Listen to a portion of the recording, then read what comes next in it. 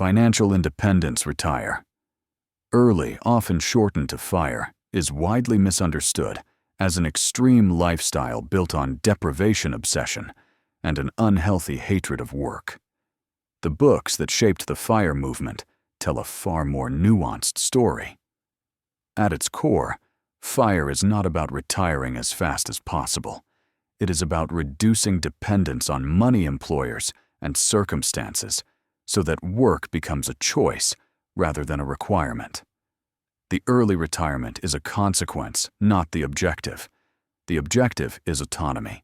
The philosophical root of FIRE is best understood through Your Money or Your Life by Vicki Robin and Joe Dominguez. This book reframes money as stored life energy and asks readers to calculate how much of their life is exchanged for each dollar spent. FIRE adopts this framing fully. The faster you reduce unnecessary spending, the less life energy you must trade away in the future. Financial independence in this model is achieved not only by earning more, but by needing less.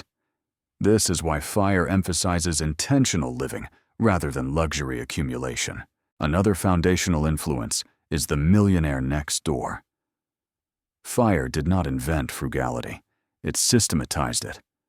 The book's research shows that quiet, disciplined living leads to wealth far more reliably than high income paired with high consumption. FIRE followers apply this insight aggressively.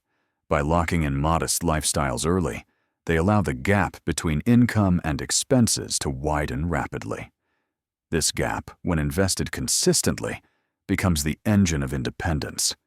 The lesson is uncomfortable, but clear: the lifestyle you choose matters more than the salary you earn. FIRE literature also draws heavily from The Simple Path to Wealth by J.L. Collins. This book popularized the idea that financial independence does not require complexity. Broad market index investing, low costs, and long-term patience are sufficient. Collins argues that the real risk is not market volatility, but behavioral mistakes driven by fear and greed. FIRE adopts this simplicity because complexity increases the chance of error. The goal is not to maximize returns, but to minimize regret and fragility while compounding quietly over time. A key concept repeated across FIRE books is the savings rate, not the return rate. Traditional finance focuses on earning more and investing better. FIRE flips the equation. The percentage of income you save determines how quickly you reach independence, far more than how much you earn. A person saving 50 to 70% of income shortens the working phase dramatically, even with average returns. This insight shifts focus from chasing income to controlling lifestyle, a far more reliable lever for most people. FIRE also emphasizes optional work, not permanent idleness. Many books stress that early retirement does not mean doing nothing. It means freedom to choose meaningful, flexible, or part-time work without financial pressure. This distinction matters because it reframes FIRE as a life design philosophy rather than an escape fantasy. People who pursue FIRE successfully tend to move toward purpose, not away from it. Part 1 establishes that FIRE is not a trick, trend, or shortcut. It is the logical outcome of combining intentional spending, aggressive saving, simple investing, and long-term patience. It requires discipline early to create flexibility later. And it is exactly here when FIRE is understood as a system for reclaiming time rather than avoiding work that the deeper questions begin to emerge, because the most difficult part of FIRE is not reaching the number, but knowing how to live once the pressure to earn disappears. And this is where the story naturally continues into its second half, because the most challenging part of FIRE begins after the spreadsheets say you're free. Part 2 is about the friction that appears once the goal feels close, or achieve the misconceptions that quietly derail people, and the psychological adjustments that FIRE books warn about, but social media often ignores. FIRE is not difficult because the math is complex. It is difficult because human needs, identity, and uncertainty do not disappear when income dependence does. One of the first challenges highlighted implicitly across FIRE literature is burnout from extremism. Many people approach FIRE as a sprint, cutting everything enjoyable and pushing savings rates to uncomfortable extremes. While this can accelerate the timeline, books like Your Money or Your Life caution that a life built on constant denial often collapses before independence is reached. Sustainable FIRE requires distinguishing between waste and joy. Cutting mindless spending is powerful. Cutting meaning is destructive.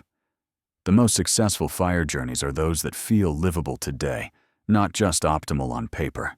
Another critical issue is the illusion of certainty. FIRE calculators rely on assumptions, market returns, inflation, health costs, and life expectancy.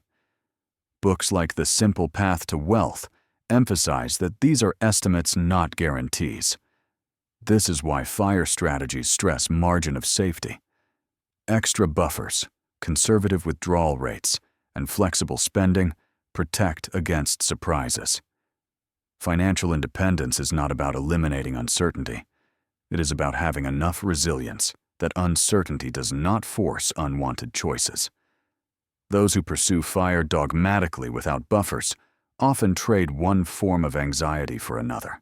A deeper psychological challenge appears once the target number is reached: identity drift. For years, the mission is clear: save, invest, optimize. When that mission ends, many feel disoriented. FIRE books repeatedly suggest cultivating interests, community, and purpose long before leaving full-time work.